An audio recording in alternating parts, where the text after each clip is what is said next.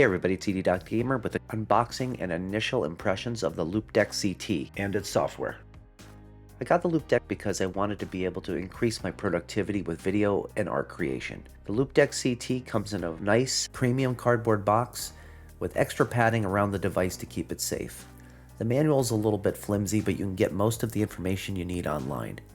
Taking a look at the device itself, it comes with 12 LED screen buttons as well as 2 slider regions, 6 knobs, 8 round buttons, and 12 square buttons. The device is 6.3 by 5.9 by 1.2 inches and weighs 12.9 ounces. Coming with the device, you also get a USB-C cable, which also has an adapter to go from USB-C to USB-A depending on your PC.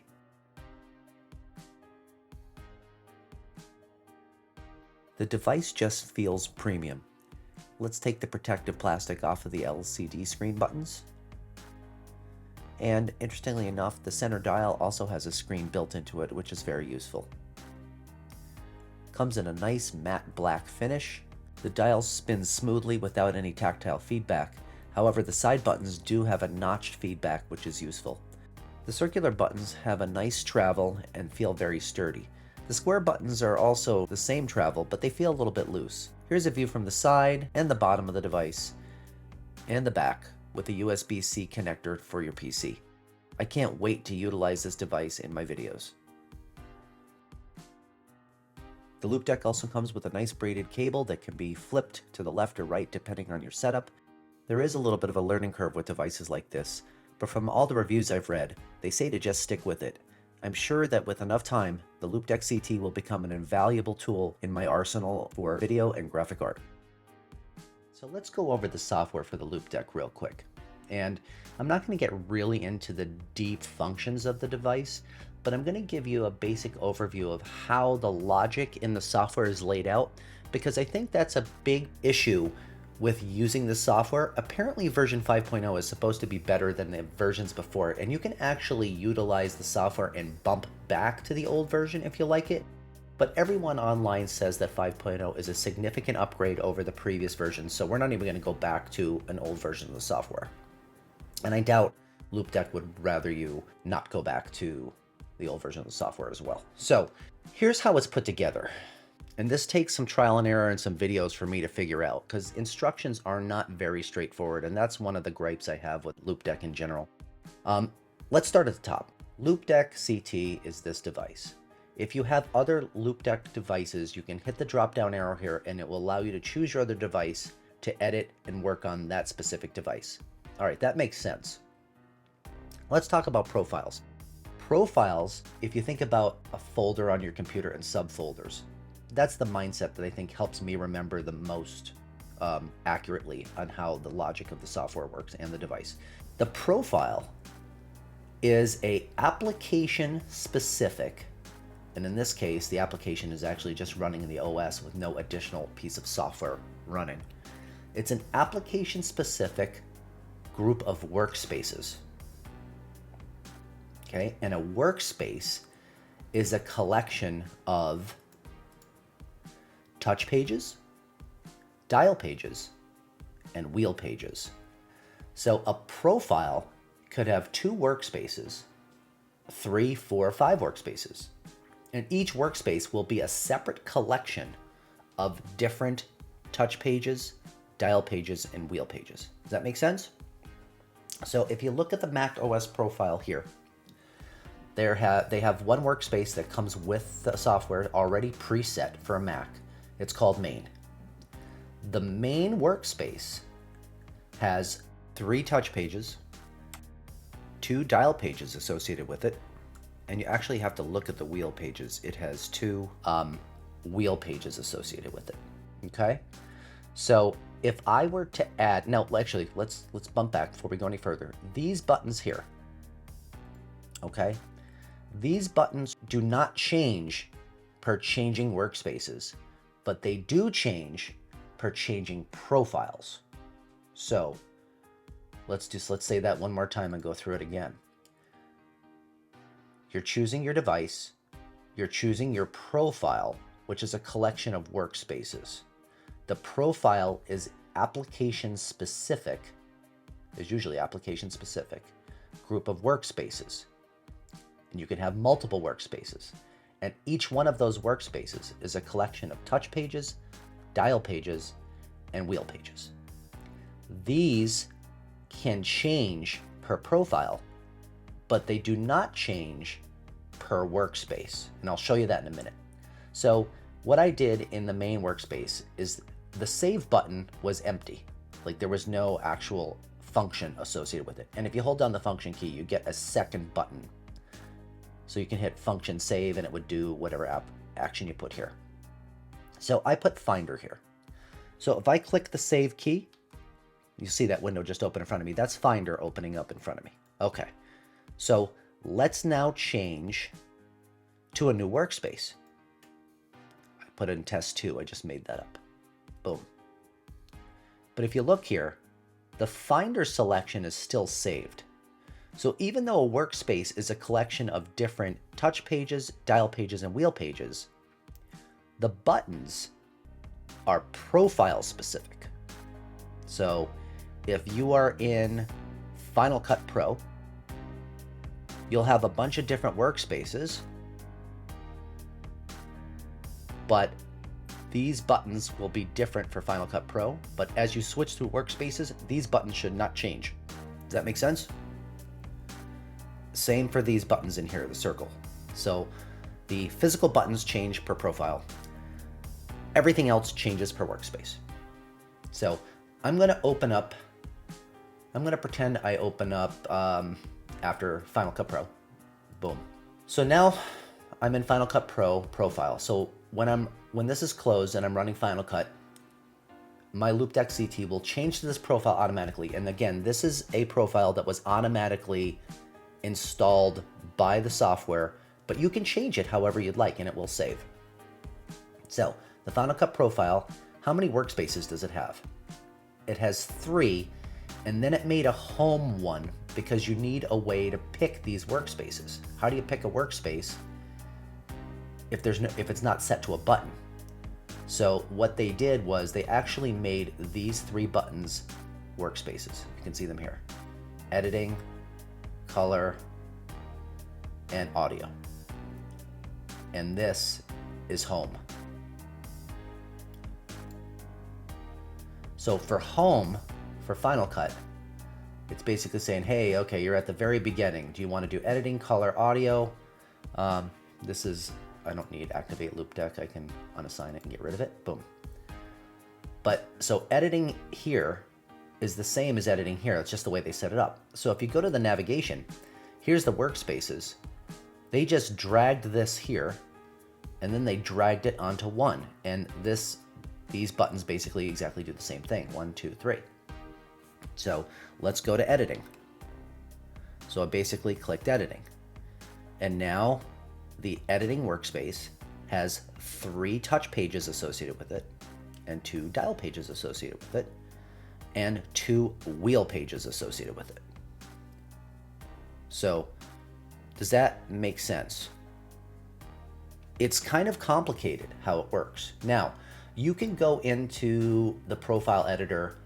You can make a new profile if you want. These are normal profiles.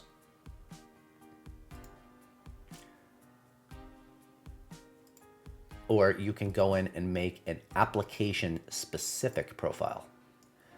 And if you hit add application, it's going to ask you what application do you want to add, where is it located, and boom, you're done.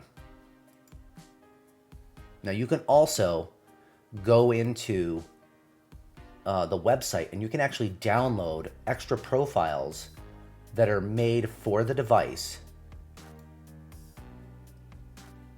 Where you say find more profiles that are already pre-set up. So if you have a piece of software that's not in this list, you can go to the web through the Loupedeck website and see if there's new profiles for another application, or you can just click in here and you can create one yourself. Now the dynamic mode is basically on in this case, and dynamic mode means the profile will actually change automatically when you open up the piece of software. Dynamic mode off, dynamic mode on. This is possibly a good use case for turning it off would be if you're using multiple pieces of application, maybe if you're doing a stream or something, and you don't want this to ever change. Because if you're in a stream, you may bump out of the game, you may go into your web browser, you may go into Twitch, you may go into Spotify, and you don't want these changing all the time because you need to switch back to your stream. Maybe you put a Be Right Back scene on OBS and you need to switch back. Well, if you're in Spotify, this is all going to change. So maybe you want to lock it so that it can't change. That would be a reason to turn off dynamic mode. So these are all changeable, which is nice. You can click on any of these and you can actually change the icons of these things. So if you see over here, I clicked the action and here's the icon, and I can, zoom in, zoom out. I can go to the library that Loupedeck gives you for icons, or I can create my own icon, or I can just trash the whole thing. So that's how you change the icons. So again, going across this device and understanding it piece by piece, I think is really, really important. So let's go back to the main workspace over macOS. So let's look at the right side of the screen now, because we kind of did these three and we talked about the device itself and how things change, but let's actually look at this side. So plugins are basically a way of saying, well, we have specific actions that you can place in these different profiles and workspaces based on some software that plugs in with the device itself, as well as some navigation and your ability to make custom macros. So for the OS, for Mac at least, it's going to show you different actions. So these are ways of starting different pieces of software. Okay, activate. So you can actually add extra things, and I'll show you that in a little bit, but these are kind of preset. Okay. You also have clipboard, you need clear, clipboard. There's a whole bunch of different settings here. Now, one of the things that's really, really important to go over is that if you look at this icon here, it tells you that these are button actions. These are not knob actions. So you can place it on a knob, because if you click it, you'll see that there is a push action and a turn action for each knob. So anywhere where there's a push, you can put that. You can put it as a button. You can put it as a push action on a knob. If you scroll down, I'm wondering if we'll find one in the OS itself. Here you go. So this is move horizontal plus command, move vertical. These are, as you can see by the icon, these are turning actions. Okay. Keyboard modifiers, left control, left shift. Media functions, this is turning for next track, previous track, and button pushes for stop. And then if you wanted to get, let's see if media has the volumes. So here's your volume. These are knob actions. So these are actions for the OS itself for the most part. Navigation is basically, as I said before, it looks like a browser, but it's not. It's how you navigate the device itself.